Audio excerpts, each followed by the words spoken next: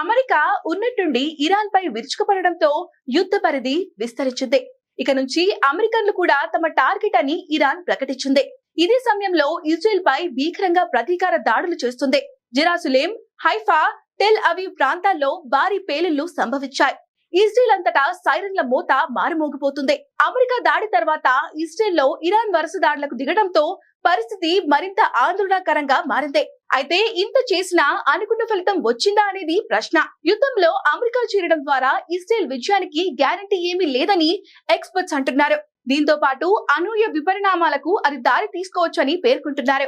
Iran అణు కేంద్రాలు, ballistic క్షిపణి వ్యవస్థలపై దాడులు చేయడం ద్వారా దీర్ఘకాల వ్యూహాత్మక ప్రయోజనాలు ఇజ్రాయెల్ కు లభించే అవకాశం లేదని మాజీ దౌత్యవేత్తలు, రక్షణ రంగ నిపుణులు, భద్రతా విశ్లేషకులు అంటున్నారు. ఈ యుద్ధం ద్వారా ఇజ్రాయెల్ ప్రధాని లేనిపోని తలనొప్పులు తెచ్చుకుంటున్నారని అభిప్రాయపడుతున్నారు. ఇది పశ్చిమేషియాను అస్థిరపరుస్తోంది.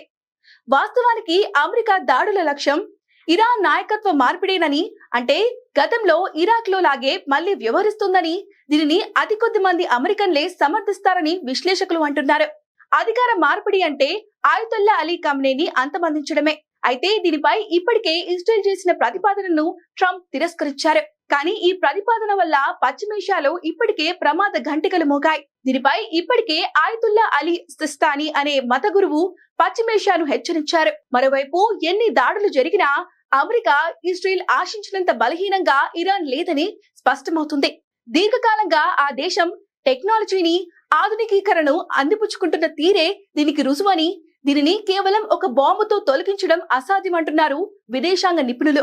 ఇరాన్ లోని పర్వతాల్లో 80 నుంచి 90 మీటర్ల లోతున్న ఉన్న సొరంగాలలో కీలక ఫోటో అణు కేంద్రం ఉంది. దీనిని ధ్వంసం చేయడానికి అమెరికా బంకర్ బస్టర్ బాంబులను వేసింది. అయితే 60 మీటర్ల వరకు వెళ్లగల ఈ బాంబుల ద్వారా ఫోటో అణు కేంద్రం ధ్వంసమైందా లేదా అనే దానిపై అనుమానాలు ఉన్నాయి.